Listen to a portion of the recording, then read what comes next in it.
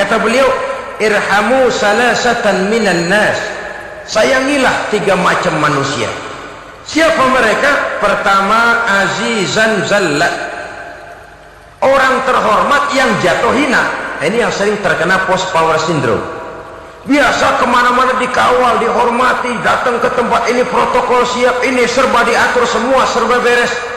Begitu jabatan selesai atau pensiun, habis orang gak indah-indah. Dia lihat orang diemin aja, orang diemin, orang tonton. Ini kalau nggak kuat mentalnya, itu kena post power syndrome. Akibatnya ya bisa jantungan, bisa liver, bisa darah tinggi. Ya penyakit-penyakit yang zaman dulu kita nggak kenal. Ini kan makin banyak dokter, makin maju ilmu kedokteran, makin aneh penyakit. Saudara hadirin yang saya hormati, post power syndrome kena apa yang dinamakan frozen emotional attitude, tidak kuat menghadapi kenyataan. Azizan zalla, orang terhormat yang jatuh hina, itu sangat perlu dikasihani.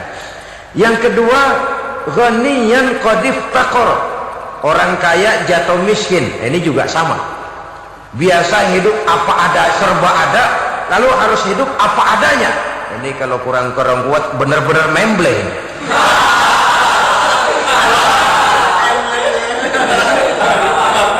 Kalau tidak kuat mentalnya, biasa hidup serba enak, serba nikmat, cuma kerjanya neken cek, main apa itu kredit card, macam-macam fasilitas dipunyai, tahu-tahu jatuh bangkrut, jatuh miskin. Kalau tidak fondasi agamanya kuat, bisa gantung diri, bisa bunuh diri, bisa frustasi, bisa terkena psikosomatik, tekanan jiwa mempengaruhi faktor biologis, timbullah tekanan, terjadilah penyakit aneh-aneh. Al-ghaniyan qad iftaqara, orang kaya jatuh miskin, itu perlu dikasihani. Yang ketiga, wa faqihan yal'abu bihil juhal, ahli fikih tapi dipermainkan oleh orang-orang bodoh. Hanya kebetulan orang bodoh itu punya kekuasaan, hukum bisa dipesan.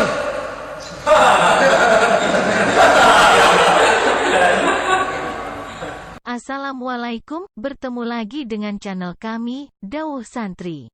Kali ini akan mengisahkan ceramah Kiai Zainuddin tentang bahayanya menjadi budak dunia. Video ini adalah bagian kedua dari video sebelumnya. Beliau menceritakan tentang ahli fikih yang dipermainkan oleh orang-orang yang bodoh. Selamat menyaksikan, jangan lupa untuk like, comment, share, dan subscribe. Yang ketiga, wa faqihan yal'abu bihil juhal, ahli fikih tapi dipermainkan oleh orang-orang bodoh. Hanya kebetulan orang bodoh itu punya kekuasaan, hukum bisa dipesan.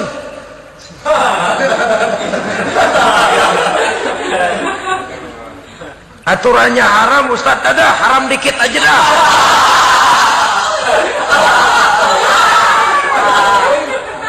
Sibuklah tuan fakih ini, ahli fikih ini mencari dalil kebet sana kebet sini supaya yang tadinya haram benar bisa jadi haram sedikit. Padahal yang minta ini orang bodoh, tidak ngerti agama, cuma karena punya kekuasaan dipermainkan oleh orang yang fakih. Orang yang fakih ini dipermainkan. Kasihan orang yang seperti itu. Wa faqihan yal'abu bihil juhal, ahli fikih tapi dipermainkan oleh orang-orang bodoh.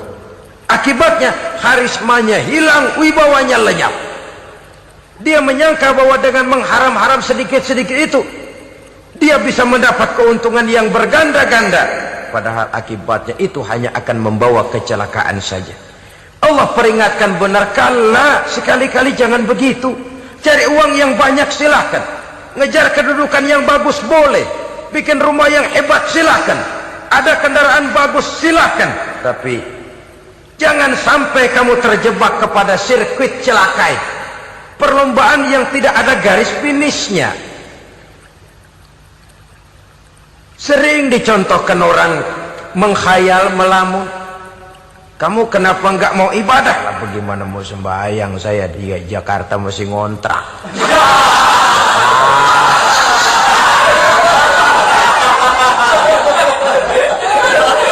Bingung, tiap akhir tahun kontrakan habis. Kalau punya rumah sendiri walaupun kecil-kecilan, tenanglah saya ibadah. Baiklah, oleh Allah diberikan rezeki bisa bikin rumah walaupun kecil-kecilan. Sudah punya rumah sendiri belum juga ibadah, apalagi mulur lagi. Habis bagaimana mau sembahyang, rumah kecil banget. Pinggir kali, asal hujan bocor ya.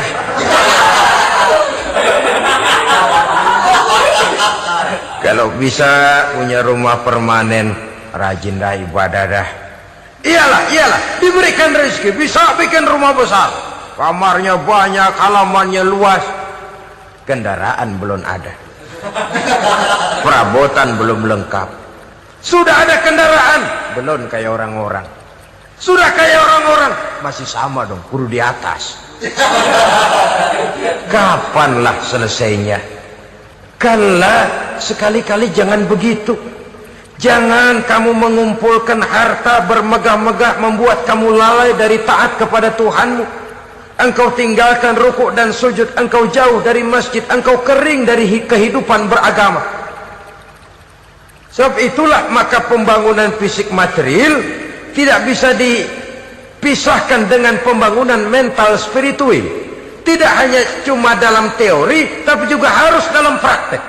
Selalu pembangunan yang hanya mengarah kepada fisik material, jauh dan kering dari agama, hanya akan melahirkan manusia-manusia materialistis yang terjebak di dalam sirkuit celaka perlombaan yang tidak pernah mengenal garis finish. Sebab itu agama mengajarkan orang kaya itu